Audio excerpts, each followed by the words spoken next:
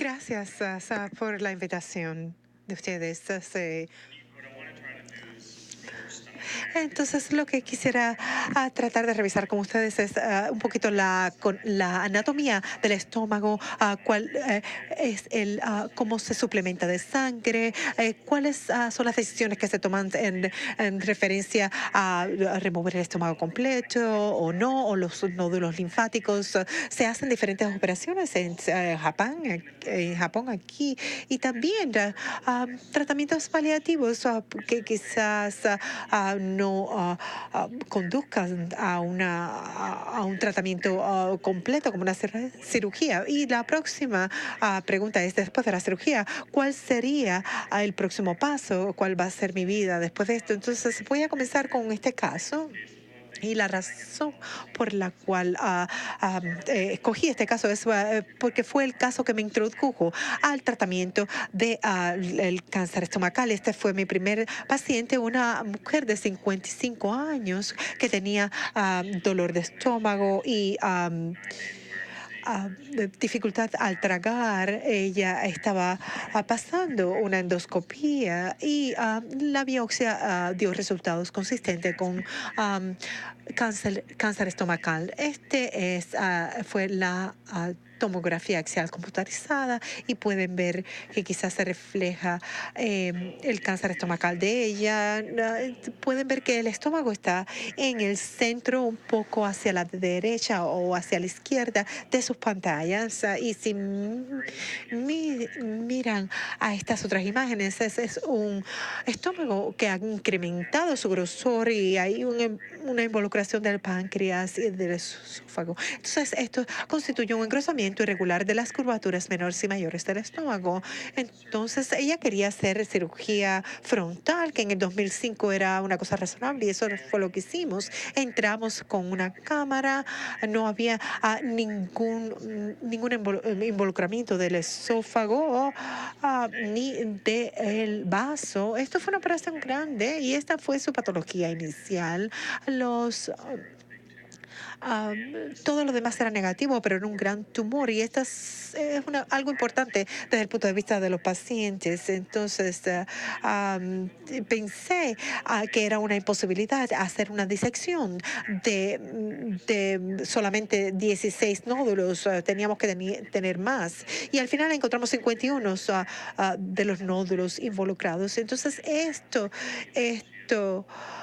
era de 12 a 51 nódulos, y eso es un impacto en el diagnóstico, porque cuando quieres ir a darte un tratamiento, quieres ir a un centro que te proveja este gran volumen de tratamiento, no solamente un pequeño centro. Y entonces ella empezó la terapia adjuvante y de quimorradiación, y ella me mandó en el 2016 una tarjeta por las Navidades, y ella continúa estando en estadía 3C. Ella es sobreviviente y no ha llegado a la estadía 4. Esto es un tipo de ceremonia, ya que este fue mi primer caso de cáncer gástrico. Y como ustedes saben, ya es la tercera causa de muerte debido al cáncer, a pesar de que está disminuyendo. Una cosa interesante que siempre me preguntan mis estudiantes de medicina es que en 1950 el cáncer estomacal era el primer cáncer en hombres. ¿Y por qué era esto? Bueno, porque no había refrigeración ya anterior a la Primera Guerra Mundial. Preservábamos las carnes con muchísimos nitratos y con sal. Pero hay una conexión directa, que cuando la refrigeración se convirtió en algo disponible al público, el cáncer estomacal disminuyó. Sin embargo, estamos teniendo un incremento en estos tumores proximales recientemente, y esto está convirtiéndose en algo endémico en Asia y en partes de Sudamérica. Aquí estamos mostrando, aquí hay muchísimas cosas, pero es la tasa de sobrevivencia, y eso depende de la estadía. Esto es muy importante. Si podemos acogerlo a tiempo, la posibilidad de sobrevivencia es mucho mejor.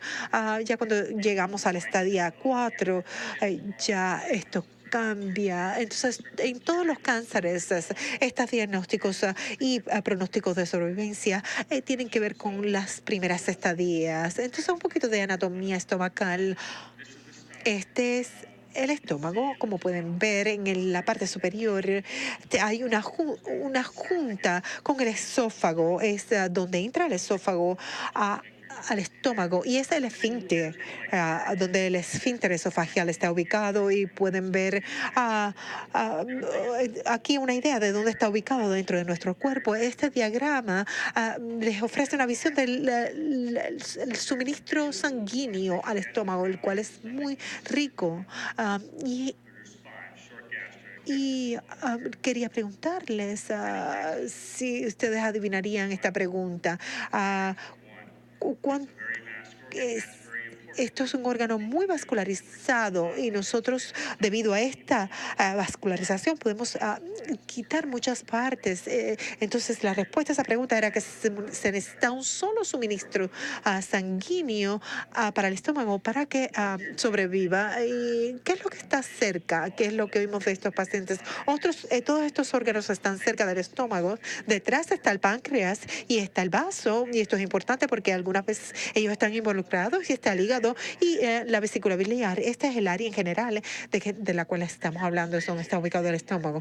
En términos de estadías, la cosa más importante aquí es cómo, porque esto es relevante en términos quirúrgicos cuando estamos hablando acerca de recesiones mínimamente invasivas.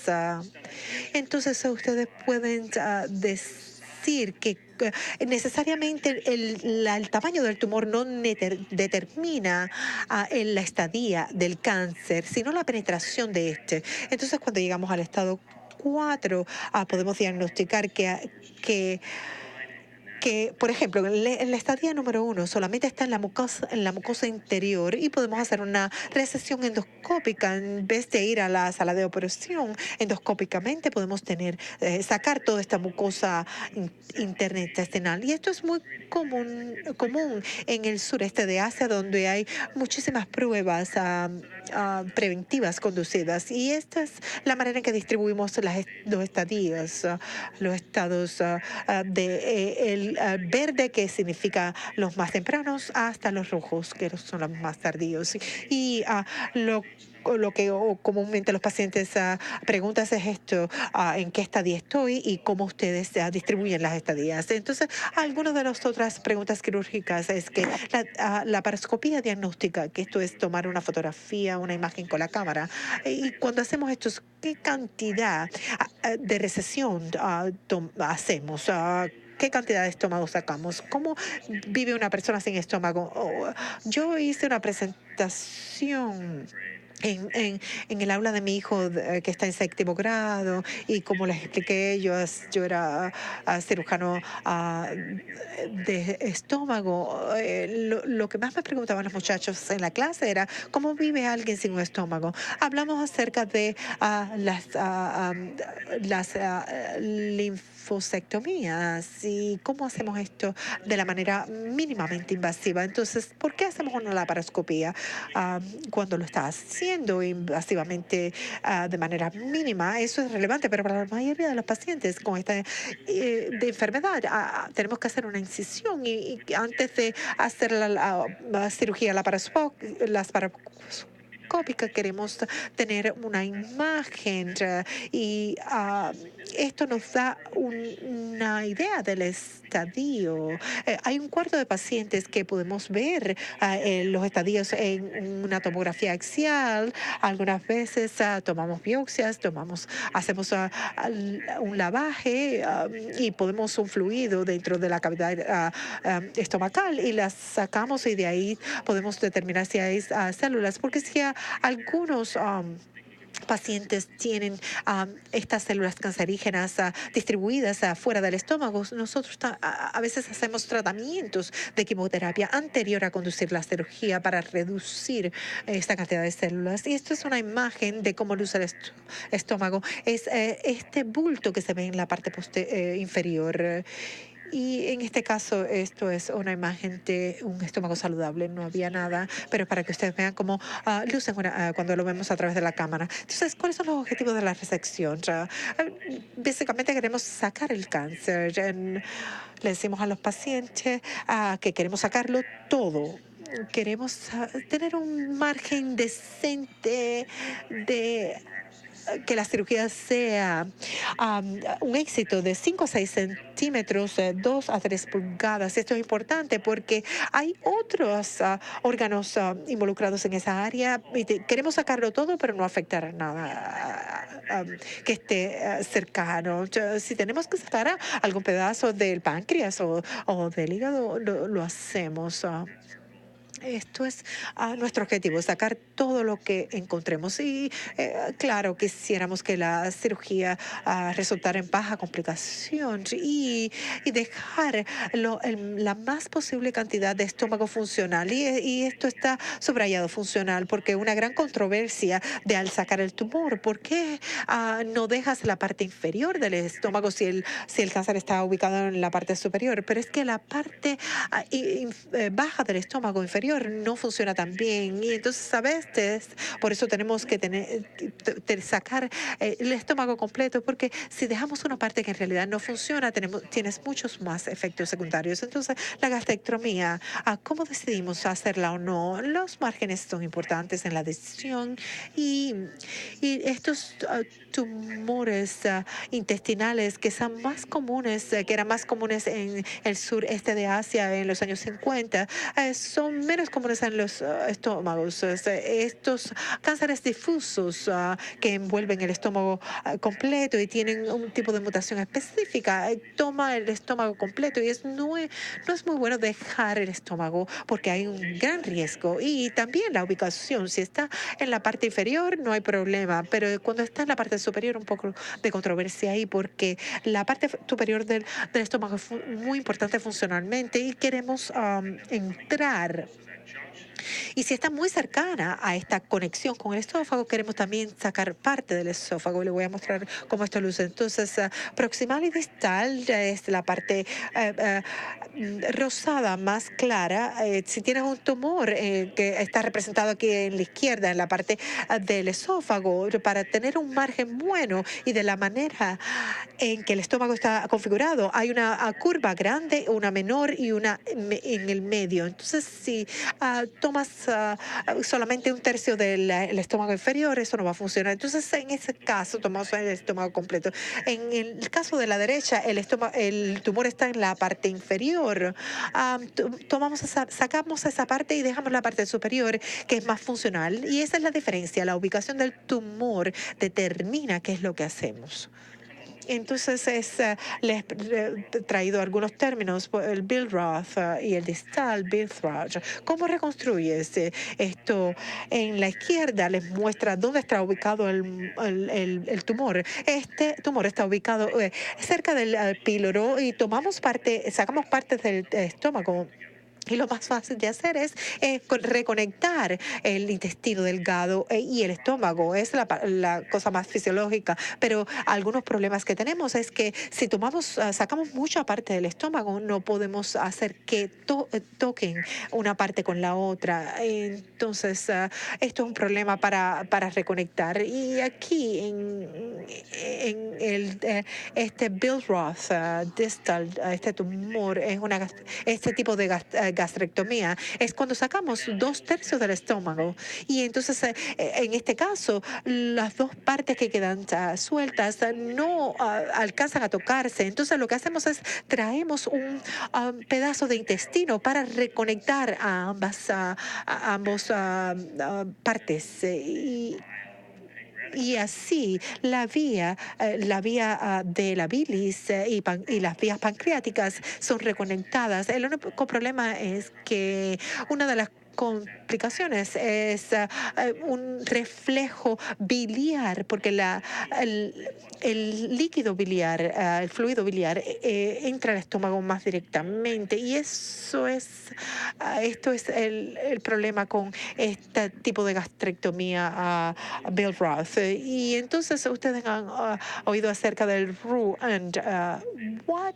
Y muchos pacientes me preguntan, ¿qué es este Roux and? Eso es cuando ustedes sacan toda esta parte del estómago para prevenir este reflujo de bilis. Lo importante es, en este caso, es traer otro pedazo de intestino. Y entonces al final esto parece como una Y. Traes un segundo pedazo de intestino de manera de que conectes directamente el fluido biliar a ese segundo pedazo de intestino y no tenga que entrar al estómago, y esto previene el reflujo de la bilis dentro del estómago. Esto es lo que hacemos generalmente en las gastrectomías totales. Y en el RU, en Y, hacemos una conexión directa al esófago, o lo hacemos con una pequeña bolsita. No interesa. Yo solía hacer la reconstrucción con esta pequeña bolsita, pero la calidad de los resultados son cercanos a las mismas en los estudios conducidos en el mundo. Pero algunas veces es algo que usted puede preguntar, ¿usted hace las bolsas o no? La teoría es que la pequeña bolsa ayuda con este bypass, este pase alternativo de la conexión, pero no es tan determinante. Y entonces, ¿qué es D1 y D2? Yo sé que hay una controversia mundial y nosotros no estamos ninguno de acuerdo, pero ¿qué es algo que puede preguntar? ¿Qué es un D1 y un D2? Una linfadenectomía, y esto empezó en Hong Kong y en el sureste de Asia. Una gran cantidad de cáncer estomacal, y ellos han definido muy bien todas estas intrincadas detalles de las cirugías que se hacen en Japón, porque están tan acostumbrados a hacer eso. Entonces sabemos que es un nivel 1 de nódulos linfáticos alrededor del estómago, y un nivel 2 es, bueno, cuando hablamos acerca de cáncer, para sacar nódulos, cuando hacemos operaciones de cáncer de colon, sacamos al menos 12, pero cuando hablamos acerca del estómago, ¿cuántos nódulos sacamos? ¿Los del nivel 1 o los del nivel 1 y los del nivel 2? Esto es la controversia. Y esto está complicado, así que hicimos un estudio y simplificamos de la manera americana. Le pusimos números, y porque 15 nódulos es igual a D1, y si llegas a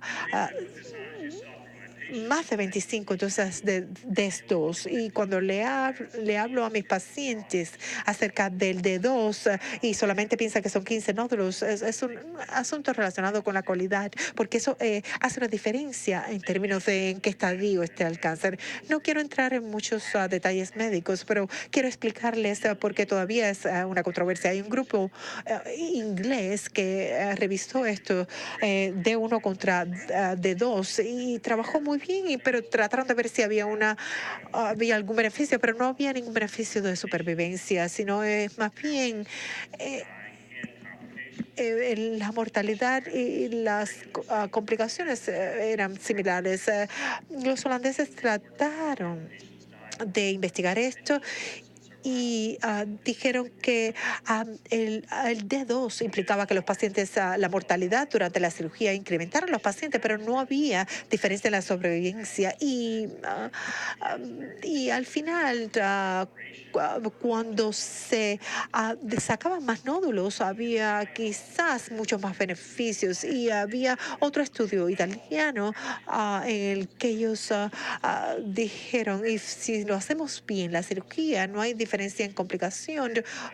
Entonces es mejor hacer el D2 porque hay más sobrevivencia, pero a largo plazo no hay diferencia en sobrevivencia. Entonces, ¿cuál es el final? La nota que debemos llevarnos es que depende del paciente. No sabemos en todos los casos si miramos a un nódulo, si hay cáncer, hasta que la biopsia no está hecha. Entonces, la cosa más segura de hacer es hacer una disección extendida de todos los nódulos posibles en todos los casos quirúrgicos de cáncer estomacal. Entonces, esto es básicamente lo que se terminó recomendando. Pregunta, ¿se espera a que el cirujano haga una extensiva y amplia disección laparoscópica o una cirugía abierta? Y esa es una pregunta que pueden hacer. Aquí ven que hay dos presillas en la parte izquierda. Hay esta presilla más para abajo del pylorus y el estómago está arriba, pero aquí es una manera de mostrarle de lo que debe lucir cuando sacas parte del estómago, y aquí es cuando lo sacas completo. Les puedo mostrar un poco más tarde. Y acerca de la terapia de endoscopía endoscópica, las personas son diagnosticadas, se entra con un endoscopio y se saca. Eso es para los cánceres estomacales muy tempranos, que no son muy profundos. Nosotros entramos con diferentes tipos de aparatos, con calor, etcétera, y básicamente lo sacamos como en forma de una cucharada, sacamos una cucharada profunda suficientemente en la pared del estómago para sacar todo lo que encontramos. Este tipo de resección endoscópica se hace solamente en la capa de la mucosa, porque si el cáncer está más profundo, entonces tenemos que hacer una resección de los nódulos, y eso es crítico. En los Estados Unidos tiene que ser un muy pequeño cáncer estomacal en la mucosa. Nosotros en los centros que hacemos este tipo de diagnóstico no encontramos muchísimos pacientes con este tipo de cánceres porque no hacemos diagnósticos preventivos tanto aquí, pero en el sureste de Asia sí se hacen mucho más. Entonces, algunas veces usted le puede preguntar a su doctora si soy candidato para este tipo de cirugía endoscópica. Y entonces acerca de las resecciones mínimamente invasivas como las laparoscopías y las gastrectomías robóticas, estos son pequeñas incisiones con mucho menos dolor. Quizás los resultados sean mejores o no, eso no está definido todavía. Este es el tipo de cirugía laparoscópica. Son pequeñas incisiones en vez de una grande. Hay menos dolor asociado con esto, y esto es importante. Sabemos que en las enfermedades cogidas tempranas, cancerígenas, esto se pudiera utilizar si se puede sacar la misma cantidad de nódulos. Los resultados de sobrevivencia son muy similares en muchas partes del mundo. Ellos robóticamente sacan hasta 15 nódulos, pero en este país, nuestro país, es muy difícil para muchos cirujanos. En las estadías tempranas yo no lo hago, pero cualquier persona que necesite una extracción de nódulos grande, yo no lo hago de esta manera laparoscópica, porque con este resultado la estadía del paciente en el hospital y cómo se recupera no hace gran diferencia. Es una operación más difícil. Hay muchos centros que lo hacen, pero son limitados. Es mucho más común en otros lugares. Y acerca de las opciones paliativas, si no puedes operar, bueno, ¿por qué operas si no vas a resolver el problema del cáncer? Bueno, por problemas de sangramiento, por obstrucciones, por dolor. Algunas veces lo tienes que hacer porque el sangramiento es constante y los pacientes pueden comer de nuevo y recibir la quimioterapia. Algunas veces puedes hacer un sobrepase a través de un tubo de alimentación, y hay diferentes opciones a pesar de que no seas receptivo a otros tipos de opciones quirúrgicas. Y también esta es el conector paliativo. Entras con una cámara, pones este reconector y eso le permite al paciente tolerar la cirugía y esto se hace en algunos lugares. Y ahora voy a hablarles un poco acerca de la postgastrectomía. Esto funciona como cuando ya destruiste la anatomía, sacaste los nervios. 25% de los pacientes pueden testificar a esto y casi todos ellos tienen algún tipo de síntomas, los cuales son debilitantes. Esto es significativo en términos de la calidad de vida, la capacidad de aceptar la quimioterapia. Anemia es mayormente encontrada en hierro y en la B12. ¿Por qué? Porque a pesar de que el estómago no absorbe esto muy bien, sí definitivamente la absorben y entonces necesitan los pacientes inyecciones y también suplementos. A todos mis pacientes les doy ambos tipos de terapias, pre y posoperatoria, de suplementos, de vitaminas. Y la pérdida de peso ocurre en el 10% de los pacientes en los primeros 3 meses. Es básicamente grasa y la nutrición ayuda con esto. También pérdida del líquido corporal y esto se resuelve a través del tiempo. Un vaciado, un porcentaje tendría síntomas debilitantes sobre el tiempo y también esto es debido a la cirugía y esto significa que la comida sencillamente traspasa, continúa tu sistema digestivo sin ser absorbida y sientes enfriamiento, sudores fríos, náusea, diarrea, erutos y el, tu, todos estos síntomas ocurren debido a los cambios súbitos del volumen de fluido y esto causa problemas con el intestino delgado. Y entonces, en estos casos, lo que hacemos, separamos los sólidos de los líquidos y le pedimos que no tomen demasiados líquidos porque esto previene el vaciado. Y acerca de este vaciado, bajada atrasada, esto está relacionado con el nivel de insulina y lo que ocurre es que cuando un alto nivel de carbohidratos se entra al intestino, el estómago permite que el páncreas tome tiempo para regular la cantidad de insulina inyectada debido al alto nivel de carbohidratos y eso se evita al evitar carbohidratos y hacer frecuentes y pequeñas comidas.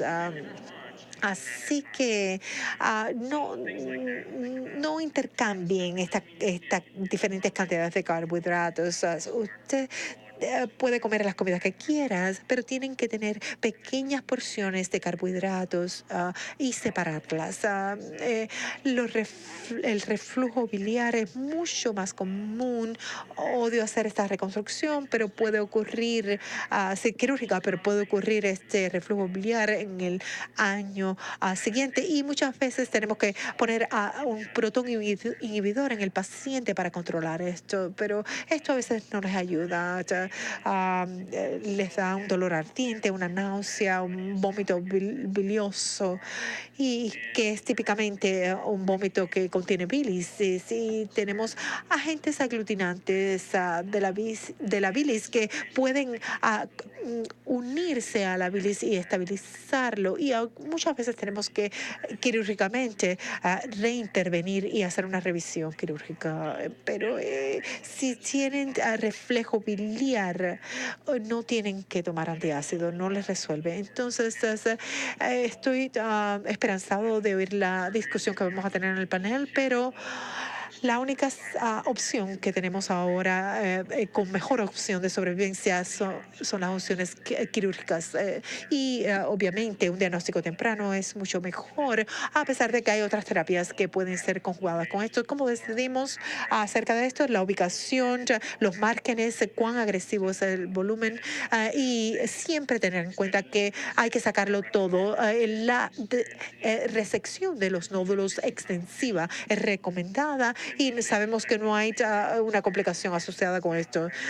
Las diferentes técnicas invasivas no funcionan con todo el mundo. Quizás para los pacientes con estadios más tempranos es mejor. Hay opciones paliativas, quizás porque usted no pueda tener una acción quirúrgica, puede que pueda beneficiarse de otras opciones terapéuticas. Esto todo puede ser debilitante, pero tenemos opciones y entonces quiero darle las gracias. Esta es una fotografía de Annabelle donde estoy y pronto me voy a mudar a la Universidad del Carolina del Sur.